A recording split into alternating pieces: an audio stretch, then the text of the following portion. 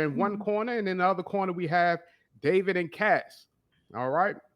Uh, of course, if you don't know, modern day debate doesn't care about any of your background, your religious beliefs, sexual orientation. None of that really matters. Race, it doesn't matter. The only thing that matters is the ideas and the arguments. All right. So in a minute, we're going to get started, and of course, we agreed to having our vegans go first. They'll present with 20 minutes. They'll share that time. And then we have 10 minutes each for Cass and David. David will start that next round. And then we'll do 60 minutes of open discussion and we'll get to your questions. So let's start right now. Let's get it going. All right. Hey guys, I'm Anna. And I'm Brian. We are Those Annoying Vegans, and we are vegan activists. And veganism is, by definition, it's a lifestyle that seeks to exclude animal exploitation as far as what is possible and practicable. And something that we have realized is that many people confuse veganism for a variety of other things. People think that veganism is a diet, for example. We hear that a lot, a vegan diet. But no one has ever really been able to explain what a vegan diet is, because veganism is a belief. It's the belief that animal use for food or for clothing or for entertainment, for laboratory testing, or for any other purpose is wrong. And so when we're arguing for veganism, we are arguing for animal rights. And of course, ethics and morality, they are complex topics, but when we're discussing morality, we're generally talking about maximizing well-being, minimizing pain and suffering, striving for fairness, equality, freedom, choice, et cetera, et cetera. It's effectively the golden rule: do unto others as you would have others do unto you. Now, a significant trait to consider when we're dealing with morality is sentience. To be sentient, it means to have a subjective experience of life. Human beings are sentient. We experience love, pain, joy, sadness, curiosity, fear, anxiety, and sorrow. And each one of us perceives the world around us in our own unique way. We are sentient. Non-human animals, they're sentient too. The Cambridge Declaration on Consciousness was drafted in 2012 by a prominent international group of cognitive neuroscientists, and they concluded that human beings are not unique in possessing the neurological substrates that generate consciousness. So non-human animals, including all mammals and all birds, which are the animals that people eat, and many other creatures like octopuses, they also possess these neurological substrates. You can continue. UPS, Okay. Sorry. Gosh, darn it, timing. It's okay, you can just let them leave it. Oh, they're here to get the box. Hold on 1 second. Now, non-human animals, they have personalities, they have preferences, they communicate with us, and they communicate with each other. They too have a subjective experience of life. And since we value sentience in the human context, in order to be morally consistent, we must also value it in the non-human context. And so if it is morally wrong to needlessly take the life of a human animal, it is also morally wrong to needlessly take the life of a non-human animal. Unless a person, of course, asserts that discrimination based on species is morally okay. However, discriminating based on species is just as arbitrary as discriminating based on race, gender, sexual preference, or any other trivial reasons that we discriminate against one another. Right. And to add to that, so what that is called essentially, what veganism seeks to combat is something called speciesism. This is the discrimination of certain animals purely based on species. There is no consistent metric by which we employ speciesism. As the oppressors, we simply pick and choose which animals we love and which animals we exploit and murder. In the United States, for example, we murder pigs by the millions. We rape cows to keep them constantly impregnated and producing breast milk. And we kill baby male chicks on their first day of life simply because they don't lay eggs. And so they're considered a waste product by the egg industry. Yet we treat dogs, cats, dolphins, bald eagles very differently. And, you know, different cultures pick and choose the different species to love and exploit. You know, in other countries, for example, dolphin is a delicacy. We consider that to be horrendous. for the most part. So people tend to look at non-human animals through their eyes and not the animals. That's the problem. But when dealing with issues of justice, we must always examine the situation through the eyes of the victim. Lastly, since there is not a single nutrient found in animal flesh or the stuff that comes out of their bodies that cannot be found in a non-animal source, it is not an unreasonable statement to say that animal products are unnecessary for human health, which means we choose to eat them. And so it also means we choose to enslave, exploit, mutilate, rape, murder animals needlessly for just temporary taste pleasure. So by purchasing animal products, hold on one second. Hold on one second. I'll pause your time, so I'm not going to interrupt your time, but I'm getting some type of weird feedback. Yeah, I'm hearing it too. Yeah. Is that us? Is that us? I'm not sure. Does somebody need to turn their mic off? Do you have your mic on, David? No? All right. You guys. I Can you don't still hear hear it it? right now. So yeah, let's start it back up again. I'm gonna start your time back up. Y'all still got a good 15 minutes and 30 seconds, more or less. So Yeah, we won't need that. no. okay, all right, that's Almost cool. done. That's cool. Well, whenever y'all ready, y'all good, and then we could pass it over. But I'm gonna resume the time right now. All right. So sorry for interrupting you. Go ahead. No worries. I guess so. What this all comes down to is that by purchasing animal products, one is financially supporting and causing needless suffering and death just for mere minutes of sensory pleasure. And we as vegan activists, alongside so many others, want this to end. So, living a vegan lifestyle is about the least we can do. We are the only ones with the power to stop it, which means we have the responsibility to do so. And mostly every single person already agrees with veganism. So we're just trying to get people to align their actions with their values. And that is what I have to say. That's what we have to say. Awesome. All right. So we're going to pass the mic over to the other side. We'll start with David. Let me just get your time right, because I'm gonna give you 10 minutes. All right. So let me all right. And you can and if I didn't mention before, all of our speakers have y'all all got YouTubes. Correct? You have YouTubes and Twitters. All your information is should be in the description below. All right. So if anybody out there wanna just continue on with the thought and just see what else these speakers are talking about, please be sure to check them out in the link below. All right, David, go ahead, do your thing, man. I'm gonna start your time right now. Okay, good evening, one and all. It's good to be back here. Thank you to Terence for joining me. Thank you, Brian and Anna, for coming to debate, and thank you to Modern Day Debate for hosting us what I'm sure will be a fun, even if heated debate. So I'm going to jump right into it. From my side, I state and claim the consumption of food is like sex. It is a non-moral action. By this I mean, just like having sex or going to work, the eating of food does not make one a good or a bad person. The actions themselves just are. So what does need to be stressed is that within all these three frames, there are ways in which to conduct oneself, and it can show us the morals and the ethics of the person. To stress the point, there is something to be said about the manner in which the food has arrived at your plate, and therein lies the rub of it. Veganism, as I understand it, pertains to the ethical treatment of animals. That is, animals ought not be exploited, abused for entertainment, food, clothing, etc. Though I do get the inkling that the conversation will most likely revolve around food and food production. For me, the whole process of food production is non-moral. People need to eat, and that is about it.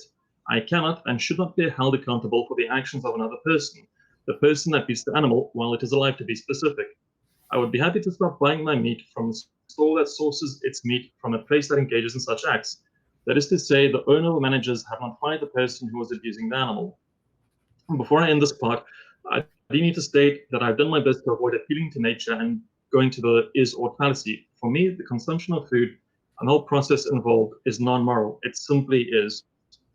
But let's talk briefly about non-animal farming and the working conditions. China is the largest producer of rice. I get the feeling it's a fair assumption that the working conditions are leaning towards the worst possible life. There are a variety of articles on the conditions in India for rice farmers. Rice might be fairly boring. So what about avocados? Production of avocados in Mexico have been linked to the Knights Templar cartel. What other major avocado producers are in South America? Are we going to delude ourselves into thinking that they have ethical working conditions? Even the whole fair trade label has gone awry with the supposed betrayal of its core principles. Fair Trade USA allowed big plantations to become FD certified, which was against its founding principles. The short of this is that there are humans, fellow sapiens, suffering and being led down the worst possible life as a result of farming. Though I would be disingenuous if I said that I cared more about those farmers and their workers more than the animals. I really do not spend much time worrying about the plight of the Guatemalan coffee farmer, nor about the cow that I will eat. If those are my views, then why am I here? What do I hope to gain out of this? I suppose that I'm hoping to find some common ground with my interlocutors. As much as I think that it is safe to say that we both want to maximize well-being and minimize suffering as much as possible, though I'm unconvinced that they have a practical and sustainable way forward. But chiefly, let's say that in the coming elections, that is 2024, and Brian and Anna both run for the presidency. They put in a major effort and they are somehow elected into the office. My question would be, what policies would they implement and how would they wield their power? And with that, I yield my time.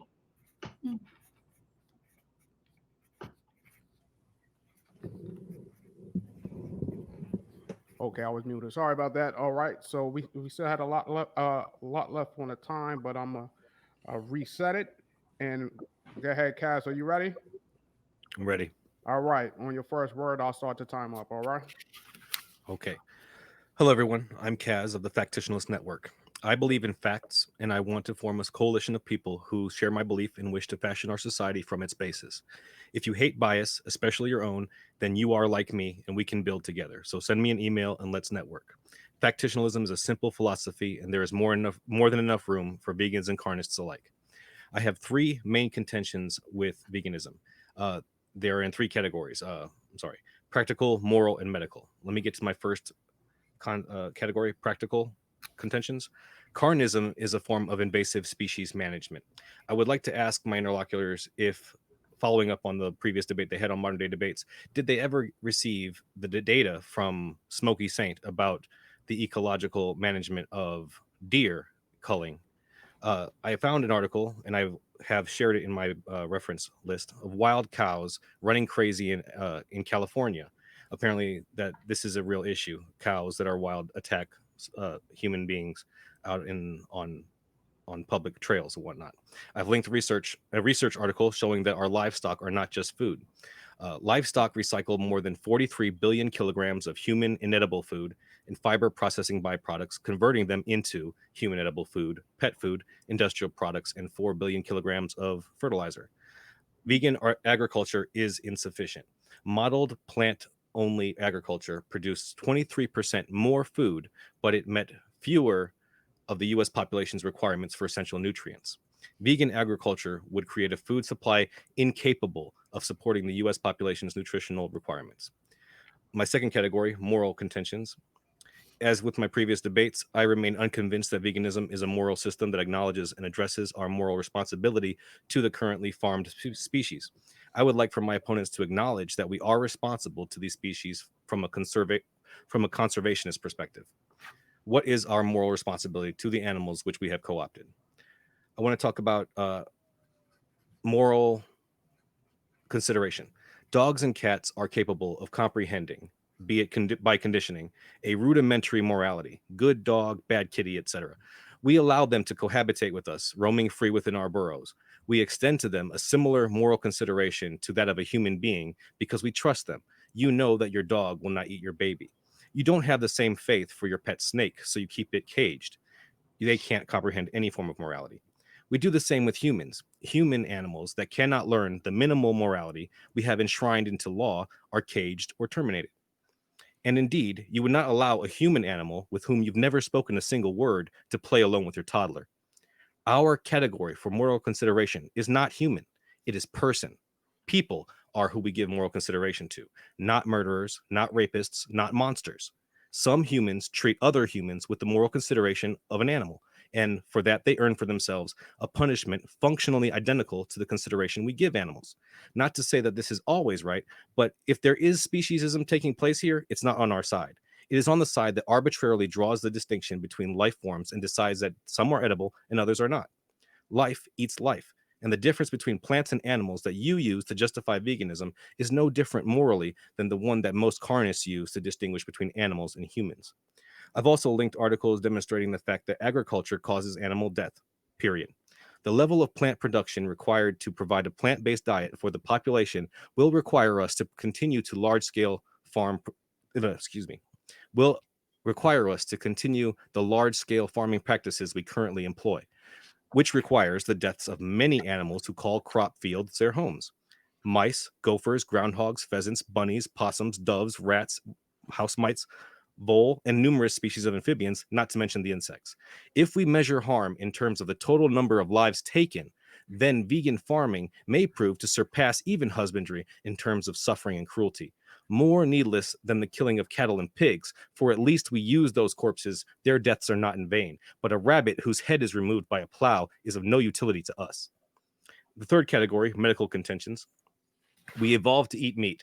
As part of our diet, our bodies require certain nutrients that are not found in abundance in plant resources. Choline, the highest content of that is in shiitake mushrooms. You need 9 servings of that to equal what you would get from 2 servings of beef or 3 eggs. There are at least 7 other nutrients: taurine, heme iron, DHA, which is very important for infant brain development, vitamin D3, carnosine, vitamin B12, and creatine. Supplementation requires artificial and or highly processed nutrients. Whether a cause for concern or not, people have the right to choose not to consume artificial or processed nutrition. If it is a fact that all ingredients and products from, it is a fact that ingredients and products from all industries have proven deadly, even when scientifically attested to by prominent scholars. And I also have research which shows that meat eaters tend to have better psychological health than vegetarians. How much time do I have left?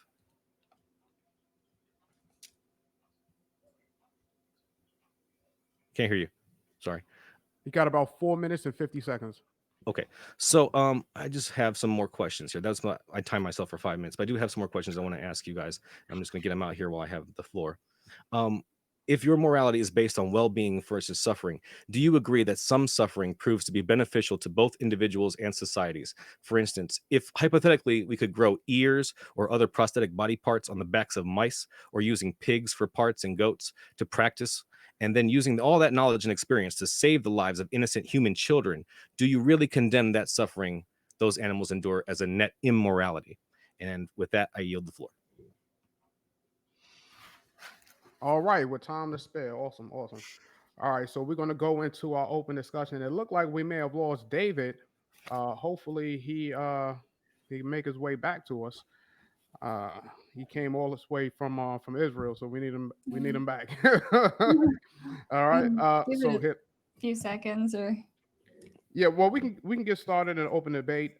When he comes in, we'll just summarize what we said in the meantime. Yeah. All right. Yeah. We can start touching on some of the points that you brought up, Cass. Mm-hmm. Yeah, that'd be great. By all means. But I was taking notes. Okay. Let's see what we want to cover first. Oh, what did I write here? Did we cows? I skipped a word. We can talk about agriculture, sure, which is one of the first points you brought up, and crop deaths. Yeah. I mean, let's start there. I have found some sources that were saying that any agriculture that you practice, even plant-based, is going to result in deaths of animals because fields are natural homes for millions of animals. So as opposed to feeding, and I think this was a subject that was in one of your other debates too, which is why I looked into it further. Mice, gophers, groundhogs, pheasants, bunnies, etc., those lives matter too. Sure. And if you want the entire world to go vegan, then I'm assuming that's your goal. If that is what you want, and we all do that, then we have to grow way more crops. Even if it's less land used than we would use for animals, it's still more land than we have now. which means more animals being killed. And we have to use the big industrial plows, et cetera, et cetera. They have to crush the land. They have to pulverize the dirt and chop off the heads of the bunnies, et cetera. How do we stop doing that? How do we go to a totally vegan farming? Is there any plan for that? Firstly, I mean, of course, sure, it'd be ideal for the entire world to go vegan. We're not sure that that's going to happen, just like it'd be ideal if the entire world were not racist, but that's an ideal goal. But what we're seeking to do is progressively eliminate as much animal suffering as possible. And yes, absolutely, animals die in crop harvesting. We have to also take into account the food that is grown to feed all the farm animals, cows, soy, grasses, pigs, corn. Yeah.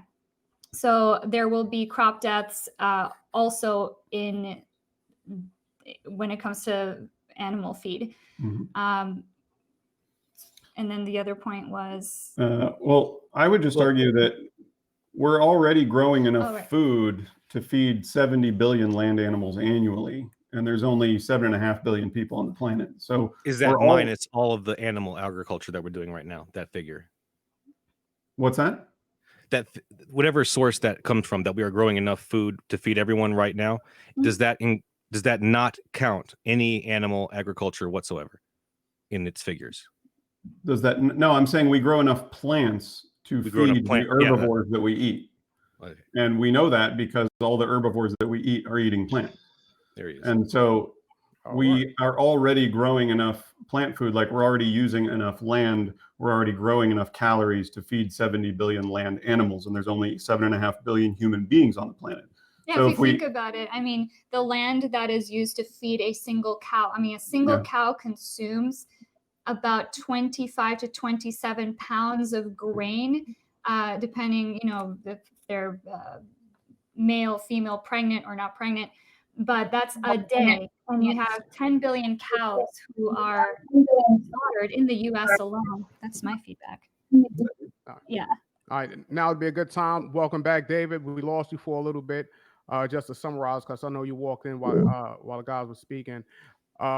Basically, they was just responding to one of Cass's points in reference to large-scale agriculture. If we try to make the whole world vegan, then the potential to have deaths of those animals that live in those fields, like he mentioned several species like rabbits and gophers and so on and so forth. And the guys on the other side, the vegan side, was just responding like, hey, we're already growing this agriculture just to feed the livestock that we wind up consuming anyway. So that's basically what you missed. And so let's just jump back into it. Go ahead, Anna. Anna, you was in the middle of a point. So go ahead and please finish your thought.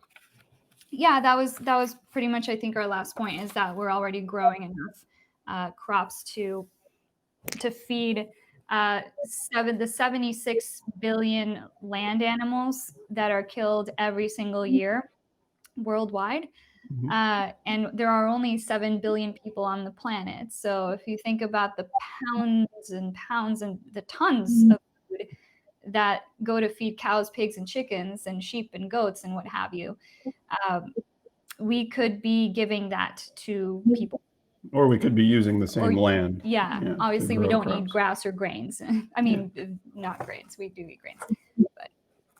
David, do you want to jump on this for a second, or can I go ahead? Go ahead. I have something to say, but go ahead. Okay. I just want to push back on that a little bit because from my research, what I've found is that we feed cows and livestock scraps and leftovers, recycled food byproducts and whatnot. We're not necessarily, or we don't at least have to grow crops just for them. So I'm wondering if there's like, I don't know. To me, it's not the case that we are growing all these crops just to feed animals. Well, yeah, we are, because I think you might be talking about maybe small scale farming or backyard farmers, but if if you take a drive up the I-5 here in California, you have factory farm after factory farm after factory farm of dairy cows, and they have these giant troughs that are just full of grain or grasses. So in industrial farming, it would not be economically viable to grow vegetables or a cow would have to eat a ton of scraps to survive. And frankly, their ideal diet is a diet of grasses. Which we can't eat anyways, right? We can't. No, we don't eat grass. But look, if you just look at the amount of soy that's grown, I mean, the percentage of soy that actually goes to human beings who eat soy, I think it's 2%, 5%. It's ridiculously small. Most of the soy grown is grown for animal feed or for like industrial oils. I mean, I'm against factory farming like anybody else and the atrocities that go on there. And I think I've made that clear in my other debates. But do you consume factory farming? If we are going to move our society in mass towards veganism, as you guys are proponents of, then how do we stop using factory farming techniques? Don't we need those to be able to feed all these new vegans? Well, the point is we don't need to consume animal products to feed people, so we would right, but those techniques are still needed in plant agriculture, which means we still have to kill animals. You're talking about crop deaths. You're saying crop, yeah. Here, let's give David a chance to. So I think what we're trying to say is, what I was gonna join in with Karen saying is that when it comes to non-animal farming, we're already killing many animals coincidentally, or perhaps not intentionally. As I mentioned, there were gophers, there were mice, there are rabbits being killed when it comes to farming anyway. When it comes to wheat farming, whatever you want to talk about, animals already being killed. So we're still going to be killing more and more animals. Yes, but just because some animals, no matter which way you look at it, what's that? Oh, I'm saying just because some animals inevitably die, it doesn't mean we need to purposefully kill other animals just because some animals may die in the process of growing crops. Yeah, well, I think the question then comes down to how many animals is an acceptable number to you? Because when it comes to those, I think it is 15 animals per hectare of non-animal farming are killed versus 7.5 animals per hectare of animal-based farming. I would want to know where that. Go ahead. You had a debate, I think it was sometime last year, where one of the omnivores brought up a study by Davies, which he mentioned that. You remember that? It was you, Brian, that had that debate. Oh, at Cal State Long Beach? Yep. Yeah. I believe so. I mean, the data is pretty clear. There's a study, I think it's literally called Animal Deaths per Million Calories in 8 food categories. And by far, the most deaths occur in the animal food industries because you can grow far more calories on the same amount of land with plants than you can with animals.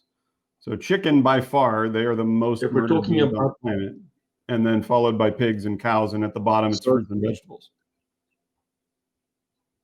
So I think we might be referring to the same study, but they were saying that if you had to then eliminate all those chickens that were being killed, I think the number was somewhere in the range of 8 billion chickens are being killed, and you had to make up those calories of the meat with just cows, you'd be able to get enough meat with, I think it was 74 million cows being killed. So still net gain would be farming. Pardon? The net gain you would save over, I think it was 250 million animals would be saved per year. Yeah. So do you only eat cows? Do you not eat chickens or pigs or fish? I mostly eat beef. You mostly. Eat, but you still eat chicken and pigs and fish. Okay. As I said in my opening, chickens have the lowest water footprint. Not entirely. But I'm saying you're making an argument that you're not living up to in your practical everyday life, because you could eat neither chickens nor cows and then cause even fewer deaths. I've never said that was my ideal. We're talking about your ideals. We're talking about veganism and trying to not kill as many animals as possible. So where do you draw that line? At not eating At animals. not eating animals because they're sentient and they're worthy of moral consideration. And if you can we get that, we understand that, eating plants, but by going through your route, we'd be killing 15 animals per hectare, whereas in our standard we're going at 7.5 animals per hectare. Your methodology would end up. The question is a mouse's life equal to a cow's life to you? Is it a 1-to-1 ratio of value? Are we killing both of them intentionally and needlessly? Yes. Well, no, because when mice die in the fields, that's not an intentional death. We're knowing about it, and if you know that you're causing a harm and you continue to do the action, then you are doing it intentionally, aren't you? You're intentionally farming a crop, but you're not intentionally killing an animal to eat their corpse. I mean, you know that when you eat a cow, you know you're eating a cow. Yeah. The cow died. You don't necessarily know that by eating. Well, I do now. I read the paper. Now I know. Now I know that every time I eat a freaking jalapeno, some mouse got killed for it. Every time the cow eats the soy that was harvested for that cow, now say we're using your statistics, then you've not only contributed to the cow's death, but also to the animals that died for the crops that the cow ate. So that's double the suffering. We're doing the least that we can do, the least harm that we can do. As far as what's practical and possible, that's what Veganism seeks to do. Go ahead, David. I'd like to clarify the 7.5 animals per hectare. That is combined animal and plant-based farming, so that would include the farming done to feed the animals, to feed the cows, to feed the chickens and the pigs. So I think we disagree on the data. I think that's what it is. We disagree on the data, because if you look at the amount of calories produced per square mile or per hectare, you can produce more calories of food with plants than you can with animals, because that's what human beings need. We need calories. Okay, but we're talking about, are we talking about food production or morality? Because I thought that veganism wasn't about diet. It's not. It is about morality. So let's talk about lives taken your question versus calories. We're answering your question because normally if you want to switch to morality, morality.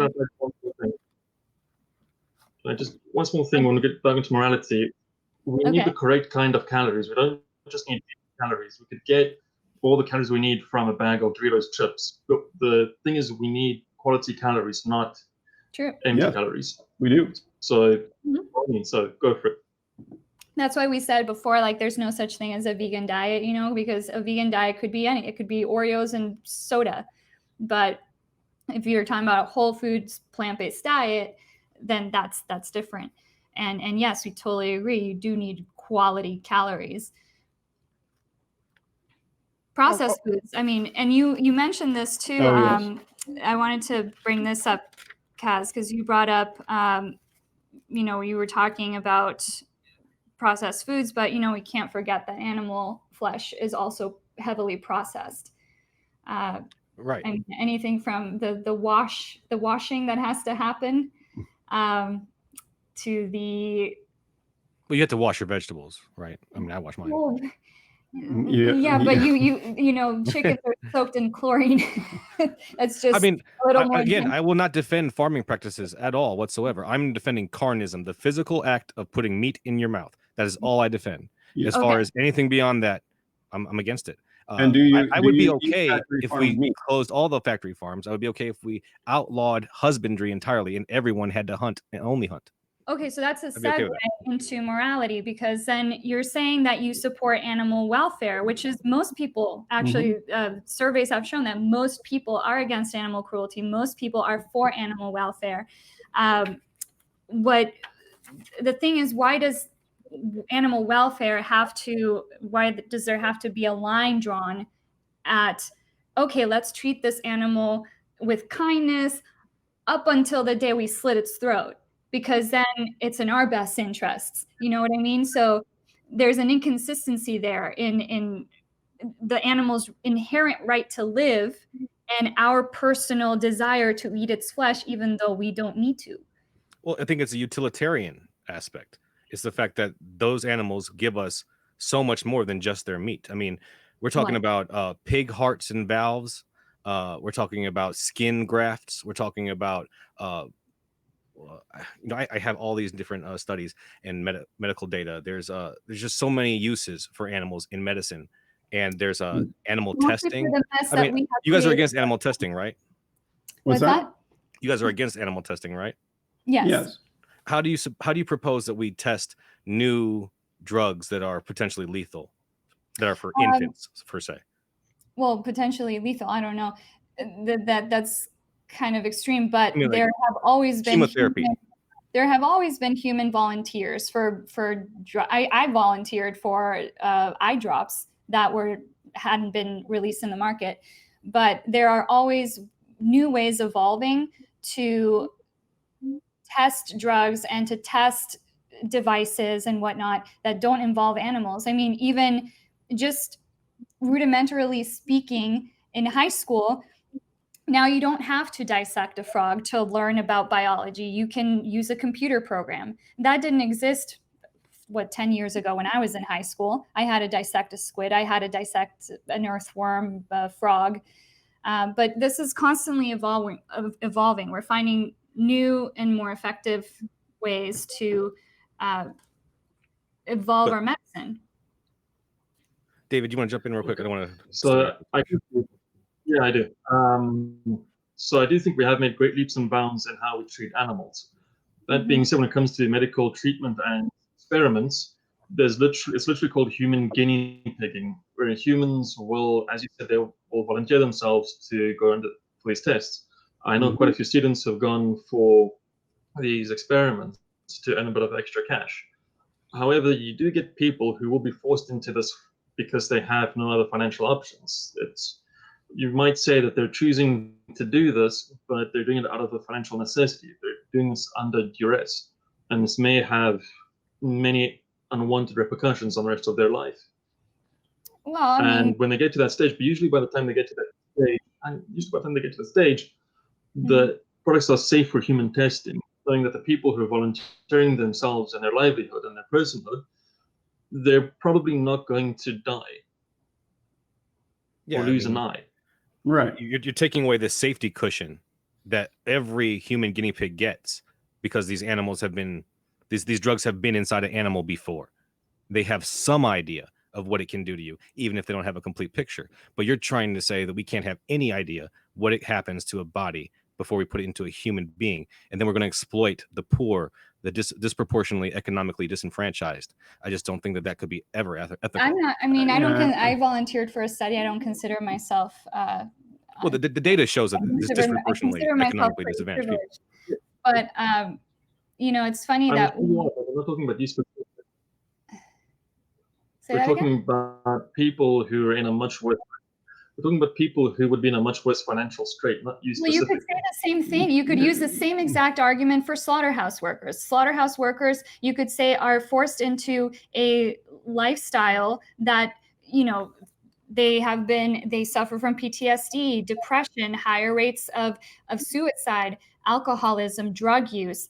You could say that they're forced into a lifestyle that, I mean, most slaughterhouse workers are people of color, people of low socioeconomic backgrounds, veterans, ex-prisoners.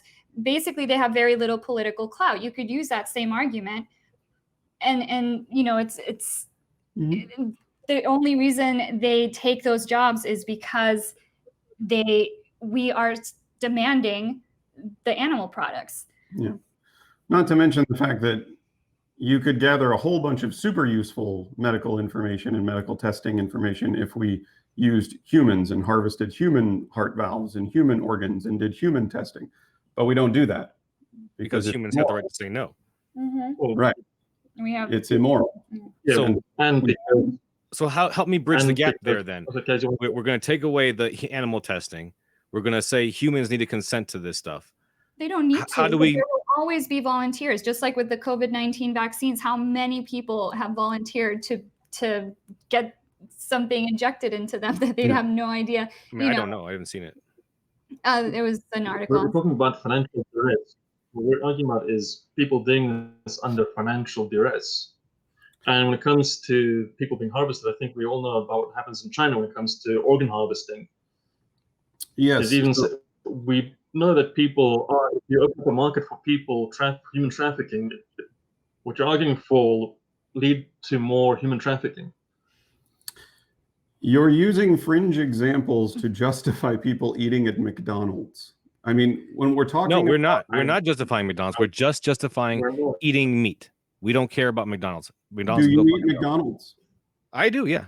I'm not justifying it though. Then what is this? It's immoral to eat McDonald's. I'll concede to you that I am immoral when I eat at McDonald's. I will concede to you that. Okay. So then what is this argument? You're arguing for a moral system that you yourself don't follow. Nobody follows it. You don't follow it. Nobody is perfectly vegan. We don't We eat do. Like you McDonald's. said, the animals that are killed in the fields where your vegetables are harvested, you don't care about them. You don't even give them a second thought. It's not even part of your calculus. It's just that's the fewest deaths possible. So that but we've shown that it's not the fewest deaths. It's not about double. It's double the number of deaths per life. It's double the number of deaths if you eat the cow that ate the crops that the animals died in, plus the cow. I mean, no, that's what he showed. Is not we about. We have to have another separate subject about the data. We have to go into the data and just that one article and just debate that one article. What I'm saying is you yourself are advocating for a moral system that you don't follow. Yes? Yeah. I don't slaughter animals. I'm not involved in that. That's not my job. But you pay for a Big Mac. So. And someone, and actually I think it was who said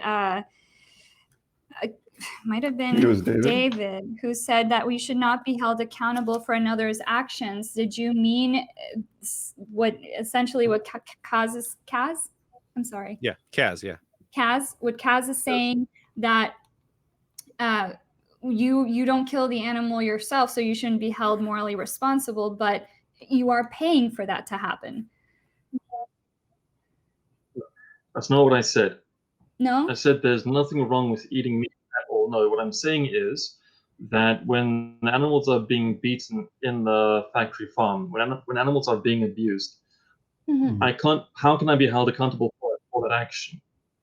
Here's the thing, animal abuse is very common because the workers, like, no, if you think about slaughterhouse workers, unless they're they have mental issues, which most of them unfortunately end up developing, no one really gets up in the morning and like, yes, let's go kill some animals. You know, they have to develop coping mechanisms that sometimes lead to animal abuse because they are forced to look at these animals as objects. So it is more common than you think. Everyone always says, oh, vegans they only show the bad videos, the bad stuff. But think about how many videos have been released of animal abuse in factory farms. It's because it is common. So you could assume that in most cases, and even in the most ideal of worlds, which is not ideal for us, but animals who just get their throats slit without being kicked or mounted or knocked in the head or have their tails pulled, if the animal just gets their throat slit, why does that not count as abuse? Wouldn't you say that it is abusive to kill someone who doesn't want to die? Would I say it's abusive to kill? No, I would not. I mean, someone doesn't want to die. Go ahead, David. We didn't hear you real good, David. I was just asking if you could make that distinction, because you jump straight from animals to, I think, humans. You made that jump from killing an animal. Someone. We call animals or someone. I don't think that it's always immoral to kill somebody just because they don't want to die. I think that there are things that you can do in this world that will earn you a death penalty. Yes, but a 6-month-old piglet hasn't done anything to you to deserve being killed. Right, but they're also not capable of giving me any kind of moral consideration. If they find me unconscious, they'll eat me. All right, David. I see you was trying to get back in. Go ahead, David. Pigs will eat people. Just so y'all know. Well, if they find a dead corpse, if they find a dead corpse, I think any carnivore might eat you. But if you're alive, sitting next to the pig, they might come and nuzzle you. That's generally what happens. Here, let's give David a chance to jump back in. You know, there's a time lag or so. Okay. No worries. Thanks, Derek. So what I would want to say is that if it comes down to me having my throat slit or being mauled by a lion for food, I'd rather have my throat slit. Mm-hmm. And again, for me, I view certain animals as food products. They are our, as you'd say, prey. We are omnivores. We've been humans, or let's say anyone in the hominin line, and I'm doing hominin, not hominid, we've been omnivores for about 2.6 million years. So we do have definite prey that we would eat. If we were still living back in the savannah, we would be hunting certain types of animals anyway. Mm-hmm. So I don't see any problem in, pardon? So I don't see any problem in eating food, things that would be part of our natural diet. Do you see again, for me, that's not a moral consideration of the way things are. Do you see a problem with rape or slavery? There's a false I equivalence. see many problems with that. It's not a false equivalency because human beings have been raping and enslaving each other for many, many, many years. It's natural. You're falsely equating humans to these animals, and I don't know what criteria you're using. Saying that just because something is natural doesn't mean we should be doing it. Just because something is common or traditional or has always been done doesn't mean. I agree. The naturality of it is irrelevant. Okay, so David's making an irrelevant. It's humans. No, what I'm saying is humans eat. We have a diet. I'm not making any moral considerations after that at all. We need to eat food, yes or no? We need to consume quality calories. We do not moral consideration to be healthy, so we don't need to do it. So it's needless. Even though we've done it for years and years and years, we don't need to do it. Let me ask you this. If you happen upon a human being conducting something disgusting that I won't say on live right here, and you bludgeon them to death to stop them, have you done something immoral? You're saying in this human being is like harming me or harming someone else? Yes, physically. Yeah, I think it's okay to stop them with violence if necessary. I mean, if necessary, but that's such a fringe example. I don't think it applies to, again. I mean, it happens every day though, right? Yeah, it happens every day in fringe examples, but what happens more frequently is people go through the drive-through at McDonald's. Or to the grocery store, and they are presented with a plethora of options that they can choose from. Like if a bear was attacking you, Kaz, I would help you. I would try to save your life. I don't want you to die because you're getting attacked by a bear. I would also help you as well. Well, thank you. So, but we don't need to go into the woods ground. Like we don't need to go intentionally shoot a bear just because a bear might kill you. The point of my hypothetical is to illustrate that human beings are also capable of not having any moral consideration.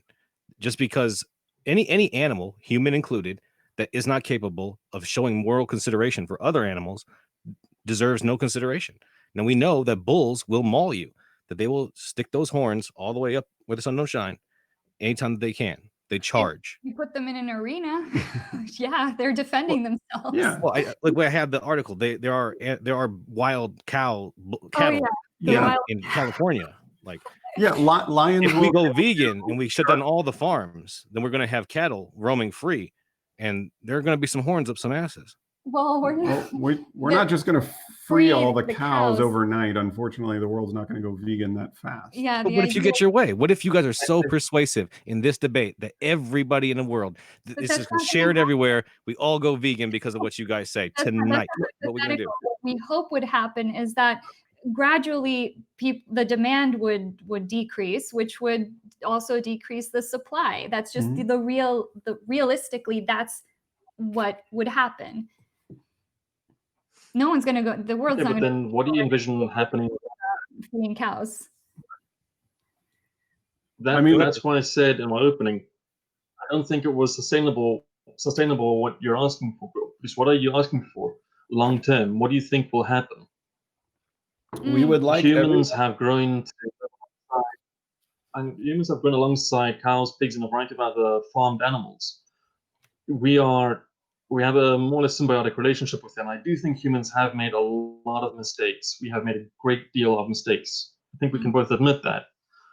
But for better or worse, we're in a symbiotic relationship with them. What do you think will happen in the long term? Symbiosis, however, means both parties mutual benefit. Yeah. I don't know that a cow getting its throat slit would agree that it's symbiosis. Yeah. We've also had a symbiotic relationship with cats and dogs for thousands of years, and we don't slaughter them by the billions and eat their corpses. Like, you can have a symbiotic relationship with an animal and still treat the animal with respect. Like, we have dogs that would never survive in the wild. Chihuahua, if you freed all the Chihuahuas, they would do horribly in the wild.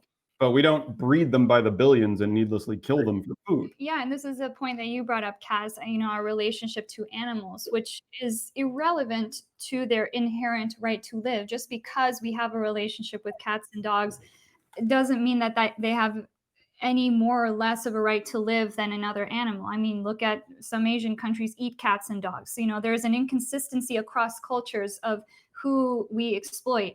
So when you look at the root of it all, we are just picking and choosing, and it doesn't really matter to some people that pigs are smarter than dogs. It doesn't really matter to some people that dolphins are cute or cuter than cats, because some people eat cats. I mean, it's all just random. So what it comes down to is every being's capacity to suffer. You want to go, David? Yeah, I do, because for us, at least for me, it would be that it's the relationships the different cultures. It's the relationship the different cultures have cultivated with those animals. As you said, in the Far East, where they do eat cats and dogs, for a reason that is their relationship with those animals. It's how we have grown up with them, and how we treat them, and how we view them. And what does that mean to the cat or the dog? And I do think we do provide. Which cats and dogs in the Far East? Yes, I'm saying cats and dogs. We, as the oppressor, we're deciding, oh, these beings, it's okay because we decided as the oppressor to subjugate them. We're not factoring in what the cat or the dog might want to do, which I would argue they want to keep living and not be killed. Okay, so but why are you calling us the oppressor? What? My question would be, why are you framing us? My question is, why are you framing us as the oppressor? You're ignoring a large part of how human evolution alongside these cats and dogs and animals took place.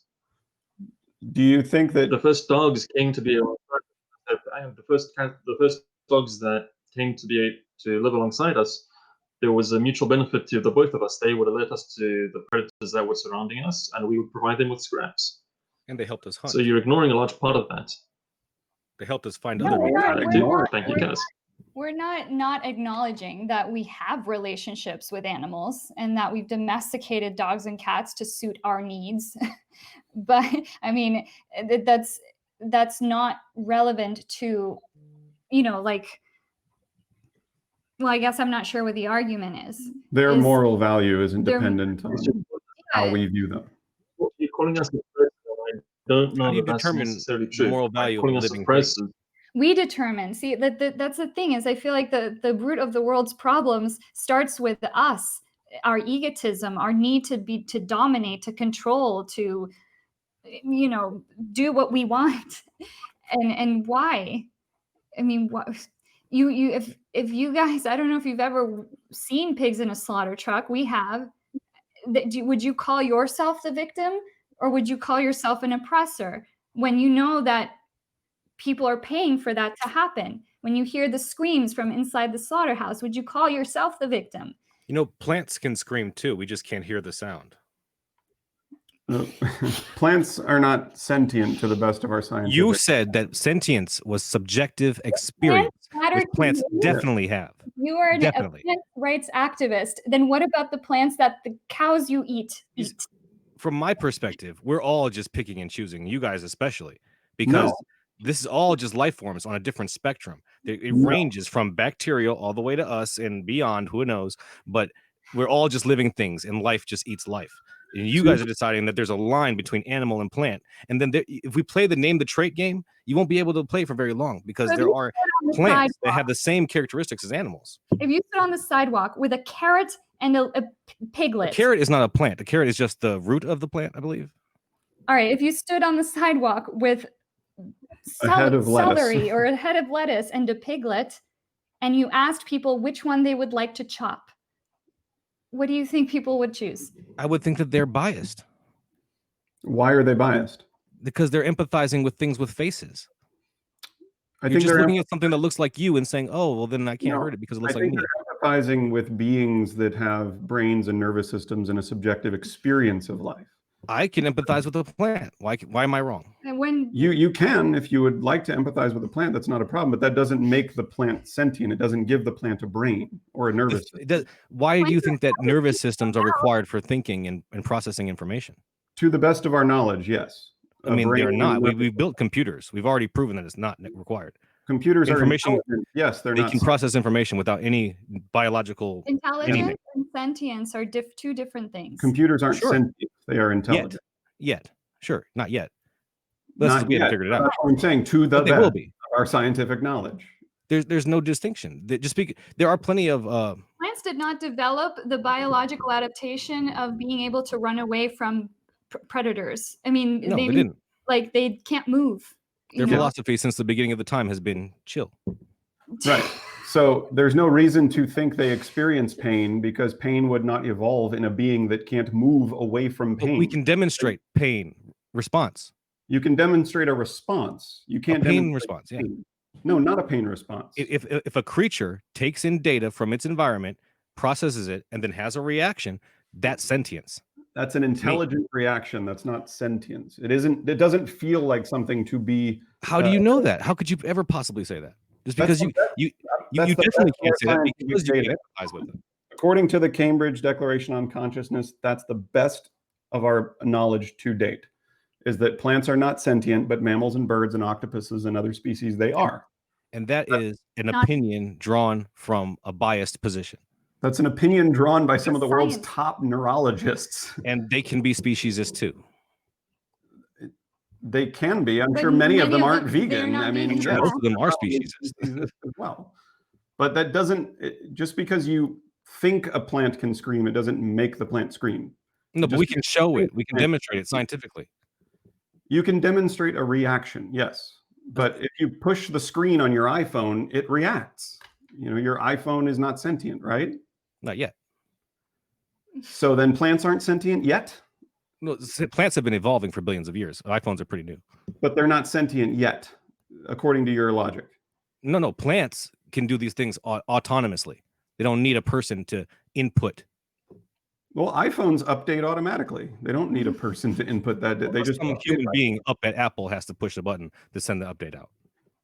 Yes, they have intelligent reactions to stimuli, just like plants not a- have intelligent reactions to stimuli. All right, let's get David back in, and then we're going to start reading some super chats. All right, Sure. David.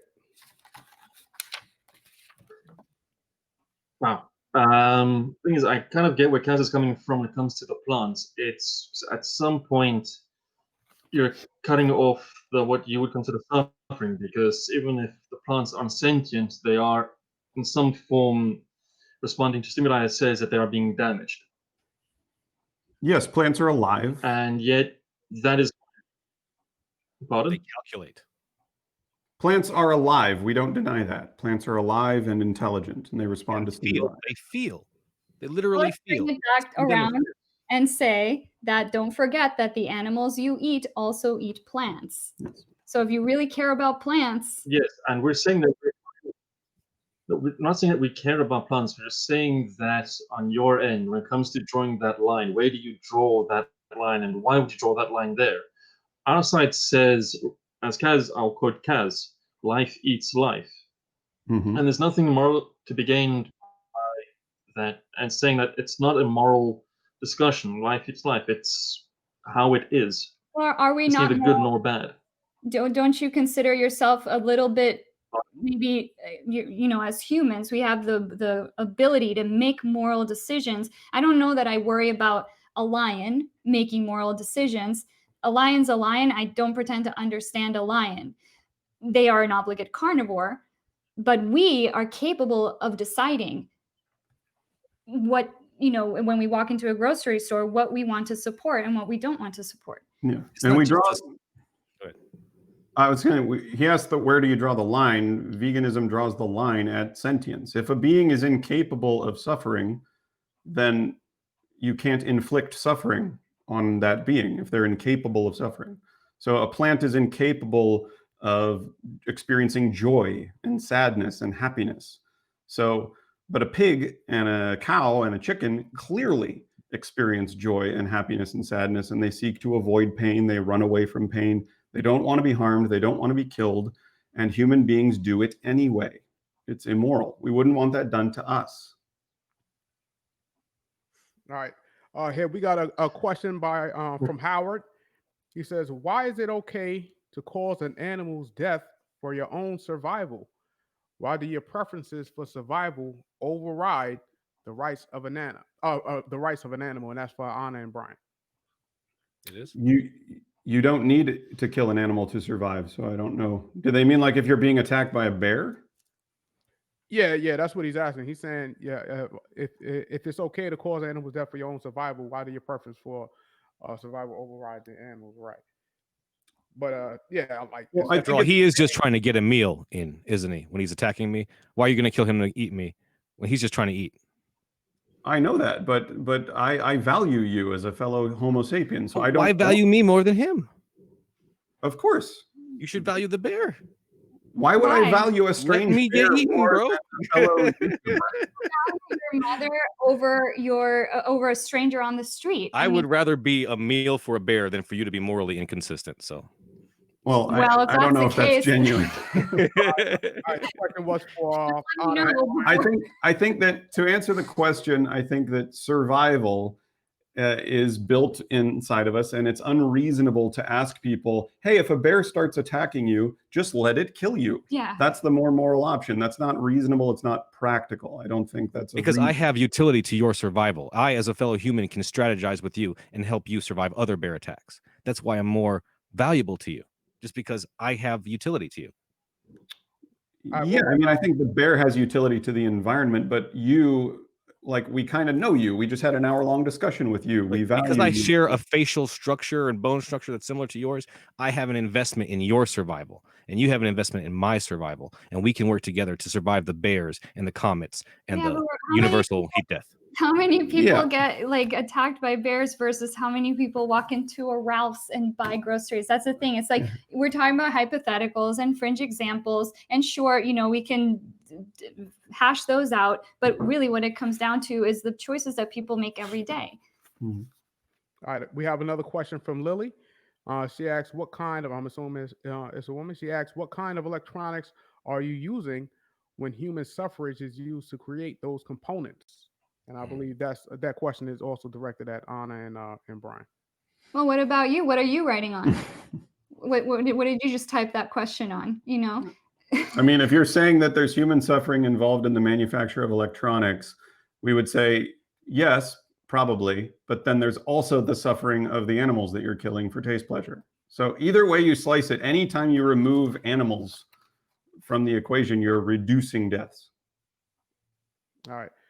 No, what they're talking about is inconsistency. Well, what they're talking about is moral inconsistency, because you've said that you want the best possible outcome to maximize well-being. Yet, so you're happy to maximize well-being for animals, but you're happy for humans to suffer. That's, I think, what they're trying to get at. We're not happy that humans suffer, but eating animals is needless. Using electronics to communicate with the modern world is needed. So that has to factor in. Like eating a cheeseburger from Burger King is completely different.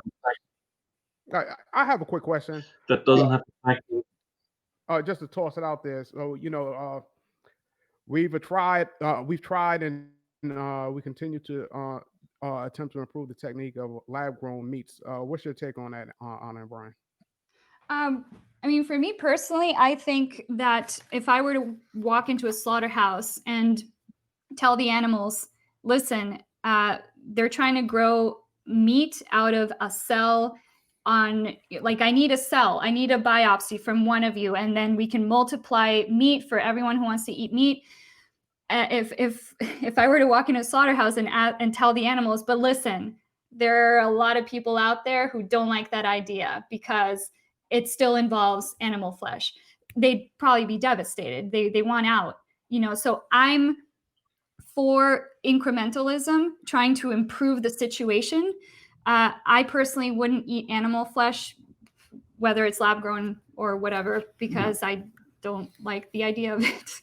But the world would certainly be a better place if everyone ate lab-grown meat. There'd be far fewer animal deaths. Yes. So we support, like Anna said, incrementalism on the way to veganism. Okay. Germania asks, if plants were sentient, it would be okay to eat them because we have to, whereas it's immoral to eat animals because we don't have to. Agree or disagree? Sorry, can you repeat that? Sure. If plants were sentient, it would be okay to eat them because we have to, whereas it's immoral to eat animals because we don't have to. Agree or disagree? Yeah. Yeah, correct. I agree. Yep. All right. It seems like most of these are questions that are resident vegans. So let's try to. We'll just go down and see what they say. We do have a super chat from D Darko that says meat is murder, tasty, tasty murder. Excuse. All right, we're just gonna. No, I'm gonna go. Series on for 1 second. Let the girls in. Okay, I've got a follow-up question for Brian. You both agreed that if plants were sentient, it would be okay, it would be morally justifiable to eat the plants if they were sentient. You said yes. Am I correct in saying that? Well, we're the person asks if plants were sentient. Ultimately, we have to eat something, right? So they're saying, like, even if plants were sentient, we still have to eat them. But they're saying that it would still be immoral to eat animals because we don't have to. So that's what they're saying. They're saying we have to eat something to get our calories, to get our nutrients. So at the base of it, it will have to be plants ultimately. If I may, I just want to respond to that a little bit, just because I did mention 8 different nutrients that are not easily available from plant sources, that we have to engineer bacteria to produce these things. We have to play with their genetics and who knows what else we're doing with it. I mean, I'm not anti-GMO personally, but I can understand people that are. And if you are, it doesn't make any sense for you to put yourself at risk of being deficient of these nutrients just because your life is important too. Yeah, I mean, that assumes that vegans are statistically deficient in those nutrients. But given that every single amino acid is available in every single whole plant food, the only food that I know of that doesn't contain all amino acids is gelatin. So, I mean, whole plant foods have the nutrients that we need. And I don't see the hospitals filled with vegans. But presence does not equal sufficiency. Well, then why aren't all the vegans like going to hospital for vitamin A deficiency or vitamin D3 supplementation because of GMOs? Okay, so then we don't have to eat animals to get, like, vegans are not. You don't have to because you don't care about GMOs. But if anybody out there does, they might have to.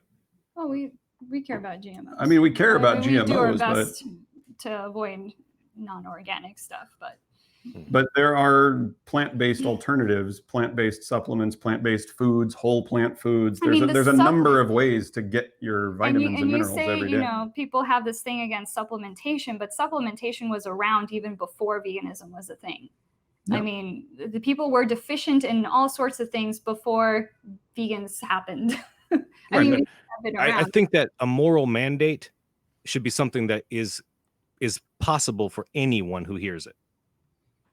For anyone, well, hence why veganism asks people to abstain from animal exploitation as far as what's possible and practical. If you live in Antarctica, for example, you're going to have a very different selection of foods available to you than if you live in Ohio. So we need to do what's possible and practical. And the truth is that it's the Western countries like the United States and and Canada and Australia and England. These are the countries that are consuming animal products and killing animals by the billion. It's not these fringe examples. It's modern Western society that is causing the most suffering. And so we're asking those people that have the means, they have the ability to choose plant foods. We're asking them to choose plant foods. All right, let's try to get through these super chats. So Michael out of California asks, for the omnivores, what is true of animals that, if true of humans, would justify needlessly killing them for food? Would justify. Killing You want to go humans for first, food. David? Can you repeat that? I'm not entirely certain I understood that. Right. It's worded a little. Well, he says, what is true of animals that, if true of humans, would justify needlessly killing them for food? So if essentially what he's asking is, if I got it right, is whatever justification we have for killing animals, what makes humans different? Why aren't we eating humans for food? Yeah. More human beings are capable of being co-opted for my scheme for survival. So are animals. So, well, apart from that, there are people in I think it's the Southeast Asia, I think it's Papua New Guinea, where they do eat other human beings, where they do engage in ritualistic cannibalism, and they have the human version of mad cow disease. So that would be one answer why we don't see humans eating other humans. I've looked online and I've seen that other primates. Pardon? Prions and brain tissue is a very big problem for cannibalism. Go ahead. It is. So I've also seen that there are other primates that will kill each other, but they won't eat each other. So I would say that it has to do something with our species in the way we interact with other people. The trait is being capable of providing me with moral consideration. Any human being that is not capable of giving me moral consideration is killable, because they're probably a murderer or a rapist or both. Hold on, a severely mentally disabled person is... No, that's a false equivalence. Mentally disabled people are not morally disabled. Morally disabled people are a special subset of disabled people that have certain proclivities that cause them to commit certain kinds of crime that make them more expendable to us. You know, you have people with all kinds of brain developmental disorders, or in some cases, well, let's put it this way. Some people are not able to make moral decisions. Like there are even children, can lash out. Yeah, they can be pretty immoral sometimes. And we still take away a lot of the considerations. I mean, you can't kidnap any human being that you want, but you can kidnap a person like that and throw them in jail. They're kidnapped, technically. But if a mentally disabled person is incapable of understanding or comprehending morality, then they would fall in your category of okay to be killed, right? Yes, absolutely. Oh, okay. If that's your moral system, I guess we'll leave that as the reductio. It's your moral system too. I'm just saying it's our moral system, not yours. You probably are against the death penalty, right? I don't know.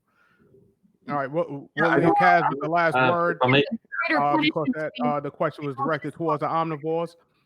So let's move on to the next. 20 Faces asks, if vegans were consistent, they would stop predatory animals from killing their prey.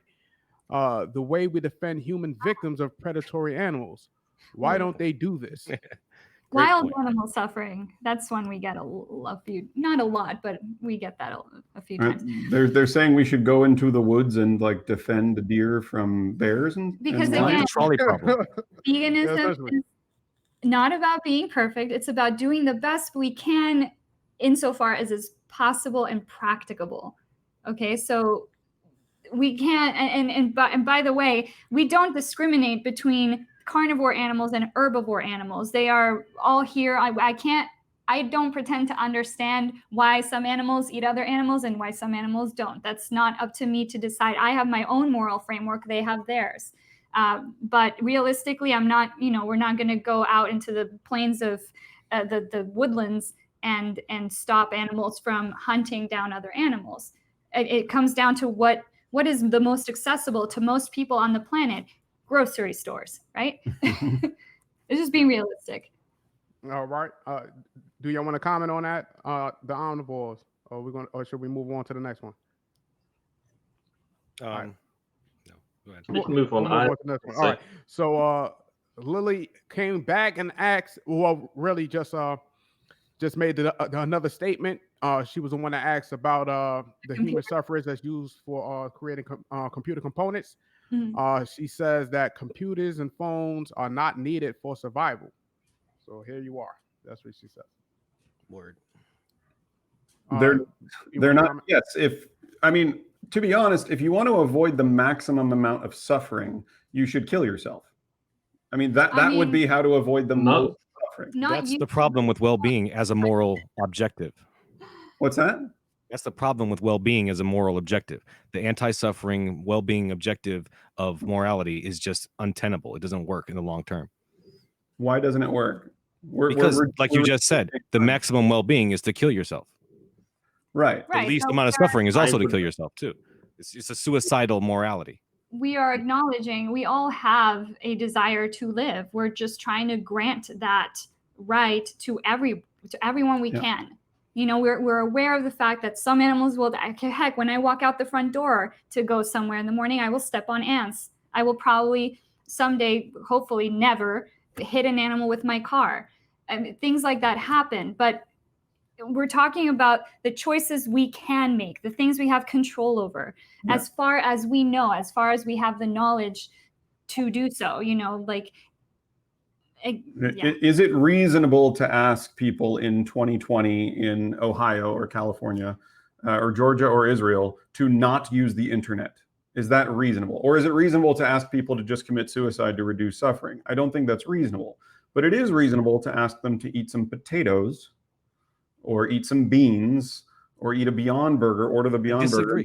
And I hate beans with all of my heart and soul. I despise them. I will never, ever eat a bean in my life. No, never. I'm from Costa Rica, so I live on beans. I feel sorry for your tongue. It's probably like a cilantro thing for you then. It tastes, it looks like diarrhea. It looks like shit. No, never going to eat beans in my life. No. Then don't eat beans. Just stick to potatoes. Stephen Steen says, James, you all the world soy. We are fresh out. Yeah. All right. Yeah, so I've just tried a suicide. What do you say? No, Stephen Steen, he said, James, use all the world soy. We are fresh out of soy. All right, Spartan Theology, super chat, he says, question for vegans. You made very strong claims about slaughterhouse workers. Do you have sources for all that?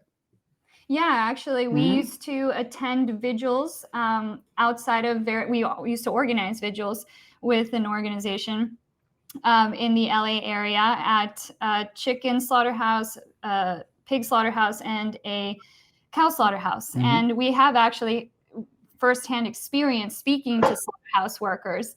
And there's also data that has been gathered by foodispower.org that supports all the claims from earlier. I mean, the one slaughterhouse worker we've spoken to two precisely. And one of them is a former convict. So getting work is not easy. And that is one of the only places he could find work. And he quit after, he says most people quit after 3 months because it is. I mean, you're being asked to murder animals for a 12-hour shift 6 days a week. Yeah, and they don't. No one wants that job. It sounds like a great opportunity to allow sociopaths to have an outlet for their, whatever you'd call it, while also benefiting the rest of the world and not hurting any humans. Well, I think sociopaths we've watched a lot of these documentaries. You start a sociopath. I do think that sociopaths seek agency. What drives a lot of sociopaths is the attention and the mystery behind it. So if they're, I don't know that necessarily working at a slaughterhouse adds to that thrill. No, I would also say we should ask the pigs what they think about that idea. What are they going to say? They're the victims. What will they say exactly? All right, Lily strikes again. She says, so you're saying suicide is easier than not using phones?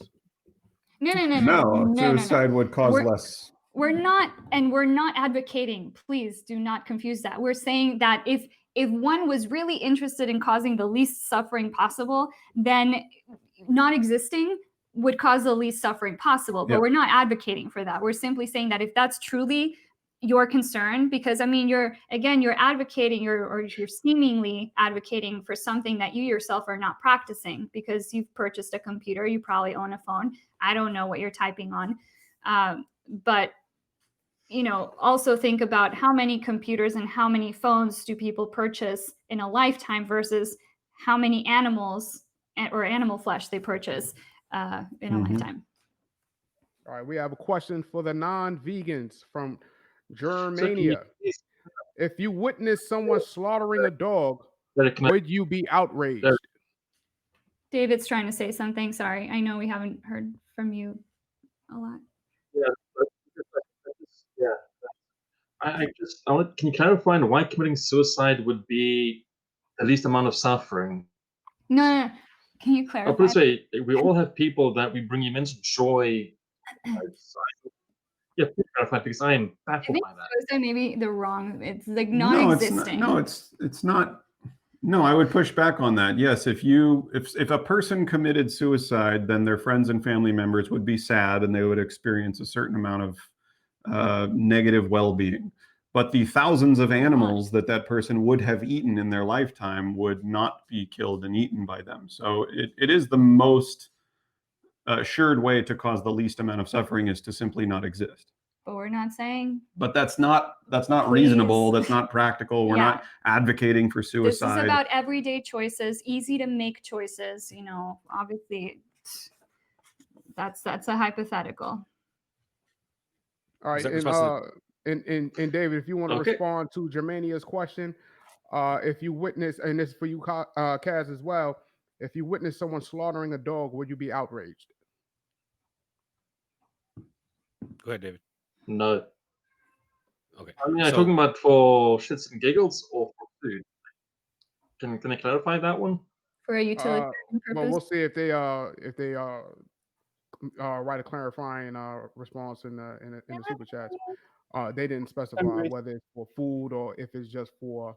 Well, I would say that if it's, I would be more I was going to outraged. say, if the person's doing it, if the person's doing it for fun and because he wants to torture the dog, I would say, yeah, that's terrible. I'd be outraged at that. However, if he's doing it because he wants to eat some food, okay. You've seen the Yulin footage, right? Have you? Because the idea behind the dog meat festival is that the more tortured the meat, the better it tastes. And there are some pretty.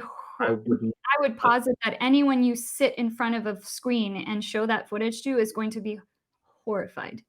I mean, I've seen they do things to dogs and cats that I don't see them do, that I haven't seen on pigs and cows, like horrific. So I would be So that more would be wrong. outraged. Go ahead, finish it. Yes, I was saying that in 2003, in preparation for the Rugby World Cup, they took the South African rugby team to a place called Kamp, and one of the exercises that they put them through was they chucked a chicken in. I think they were sitting in a well. They chucked a chicken in there, and between, I think they were about 23 guys in there, and it was up to one of them to kill the chicken. And because this person was so shocked and horrified by having to do this, that chicken suffered a lot, and they had to eat the chicken as well. And they described that meat as being tough and chewing just because of the stress the animal goes through. If you look at a steak, the tenderest part of the steak is where there's the least amount of work that's done on it. Yeah, So I mean, torturing animals just for meat is not true. They have been lied to. But that, I mean, that is But what they still do it. that is what they believe, and to them it tastes good. They might have different taste preferences than people in Western culture, just like people in the U.S. might not like to eat, I don't know, live mice, which I've seen people eat in other parts of the world. The ideal would be, let's not kill a chicken at all. Let's eat plant-based and play some rugby. Kaz, do you want to respond Yeah. to? So I want to answer that question. I would be more outraged to watch somebody stomp down a flower for no reason than to slaughter a dog for meat. If you're talking about slaughtering the dog for fun or anything other than eating it, then yeah, I'm outraged as hell. But if you're just talking about eating the dog like any other animal, I don't care. If I want to eat Torturing any creature is wrong, even if it's a plant. So if I want to eat the flower, that's okay. Yeah, if you want to eat the flower, I don't care. Okay. But stomping on a flower for fun is more morally abhorrent than killing a dog to eat the dog in your view. Yes, sir. Okay. I guess that's another reductio on your point. Like killing a non-sentient being is more morally abhorrent than killing a sentient being. You're drawing that line. First of all, I don't agree with your framing of the sentience, but even if I did, it's still arbitrary, and it's still life forms that I value. I value all life forms for their utility. We're not experts on plants, on plant feelings, so we draw on science. We draw on what's available to us. We defer to the professionals. I mean, of course, yeah, we don't go around just cutting down trees willy-nilly. Yeah. Yeah, but if you follow the science, if you look at the most recent cutting edge stuff, then you'll see that plants are way more sentient than you give them credit for. They're not sentient at all. They're intelligent. Granted. They are able to communicate. Okay, so we really need to talk about the definitions, but I guess that's a whole other debate. Yeah. Just go ahead. Let's give the non-vegans the last word on that question. Do y'all have anything else to say in response to that question? I'm good. No? All right. Sunflower directs this question at Brian. Whether or not one eats McDonald's is irrelevant. That is a textbook ad hominem. Would you call an alcoholic who says alcohol is harmful a hypocrite? Well, so you're admitting that McDonald's is harmful? Yeah, I did that earlier. Yes. But we're talking about following a moral framework or advocating for a moral framework that you're not following. So factually speaking, does alcohol do harm to the human body? Yes. If a person chooses to do harm to their own body via alcohol, that's not a moral issue. We're talking about morality. So it's not a very good analogy. Like, we can agree, factually speaking, that alcohol does damage to the human body, but your body is your body. If you want to do damage via alcohol to your body, it's yours. But we're talking, when you eat at McDonald's, you're talking about someone else's body and most likely many other beings' bodies. Okay. We have another super chat from Germania who asks, if aliens ask you why they shouldn't eat you or other humans, what argument would you give to convince them not to? Could your answer apply to cows and pigs too? I'm assuming this is directed at the non-vegans. I could say, please don't eat me. Let's hear that from the cow. What if they don't speak your language? If they're advanced aliens, they don't speak my language, then they're not that advanced and they probably don't exist. From a different too ridiculous. Their own evolution. I mean, there's no way that aliens exist and they can get here and can't understand us. Hold on. You're saying if aliens get here, they must be able to speak English? They will find, if they can figure out how to traverse the galaxy. I mean, I don't know if you know how big space is, but that's a huge feat. Understanding English is probably not going to be that difficult for them. Yes. Well, what they would probably have is would translate the sound waves into something they could understand. I think that. I mean, we do have dictionaries online that they can download. Expressions or screaming or yelling, but still, they might just think they're better than us and deserve better or deserve to, to get their way. Who knows? They could be bigger and stronger than us. We could do whatever. We could try our best to convince them, and they might still decide to eat us. And that's the circle of life. Well, no. Well, it's not. Until we meet an alien. All right. So that seems to be the last of the super chats. If we have some closing remarks from either side. Anna and Brian started it all, so we'll let them end.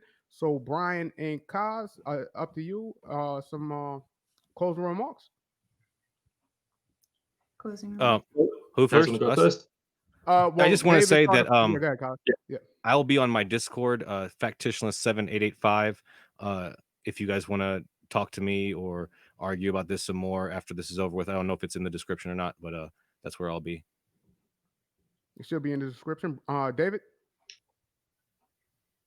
Yeah, my close off, I just in regards to the alien question, I would say that just like what happened with cows and chickens and pigs and sheep, if the aliens decided to farm us for our meat, I'm sure there would be humans that would comply and they would breed for compliance. I don't think I'd be one of the compliant ones.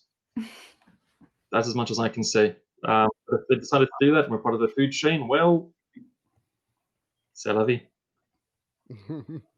Who in the super chat would comply to die for the aliens? I don't know. I mean, either way, if we don't all learn to work together, we're all going to go extinct anyways.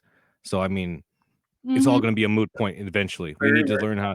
So, I mean, we need to learn certain lessons from the vegans, no matter what, just because we definitely need to be efficient with our food processing and development, et cetera, et cetera. We need to start being more conscious about the environment and worry about climate change and whatnot, because if this whole world becomes ice age one day or whatever happens, there's going to be a lot less plants for us to eat anyways. Okay, we just got another super chat in from Mark, and he asks, "What do we do with all the animals who reproduce with abandon after we stop eating and hunting them? Do we give them jobs? Do we cull them genetically?" We addressed this in the debate. Realistically speaking, the world will not go vegan overnight, unfortunately. It's probably going to go the way of the horse and carriage industry or the typewriter industry. As one technology takes over, the other technology slowly weans itself out of existence. So the more people that buy plant-based foods and the fewer people that buy animal-based foods, the fewer animals that will be bred into existence.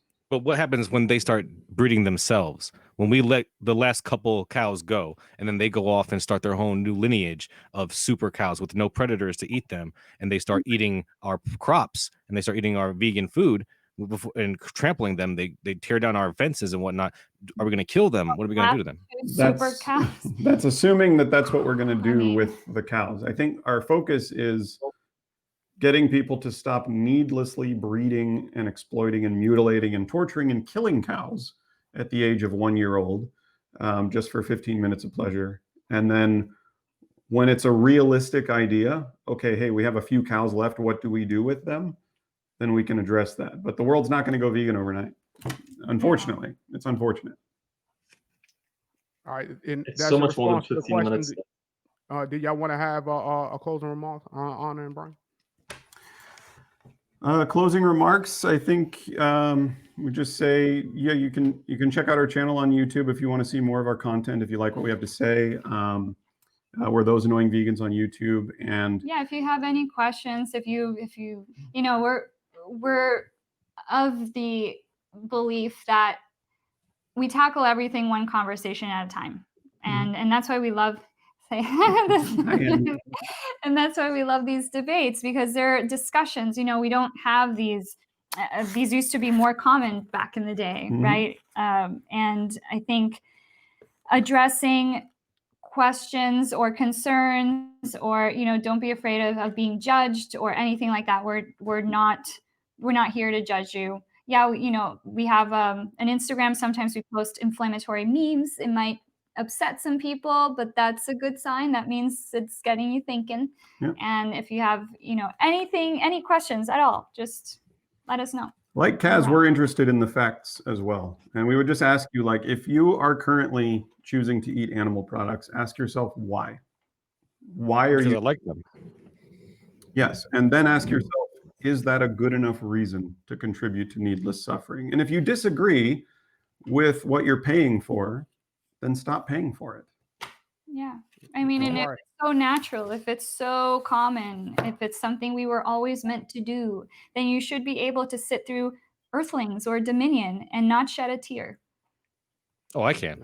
I totally can. I've been in Iraq, dude. I was a medic. I can see blood. It's no big deal. Well, actually, one of the security guards we met at one of the slaughterhouses we worked at was also ex-military, and he found it pretty a little bit easier to see the things that most people would not be able to witness. Yeah. All right, with that, we're going to wrap this up. This was an epic debate. I enjoyed hearing you guys converse. For the most part, well, overall, it's very respectful. Everybody gave each other a chance to speak. We had a little technical difficulties with David's feed, but It was awesome. We definitely appreciate having him here and everyone else. Thank you. I'll salute you, David, Kaz, Anna, Brian. Awesome. Thank Y'all you. guys have a Thank good you. night, all right? Thank you All so right. much. Thank you so It was much, guys. nice Thank you guys for talking. coming. It was a good discussion. Yeah. Everyone. Have a All good right. night or day. Praise my producers. Should be rolling the credits.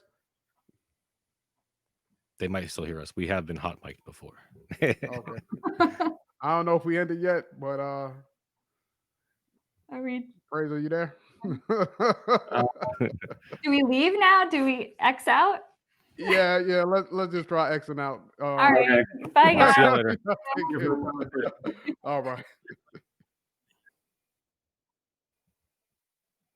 Hey, David, you want to meet me on Discord and have a chat afterwards, or you Yeah, busy? You gotta go to bed. yeah, I'll be. I don't know if I left, but yeah, let's go for it. Okay, I'm gonna leave out of here.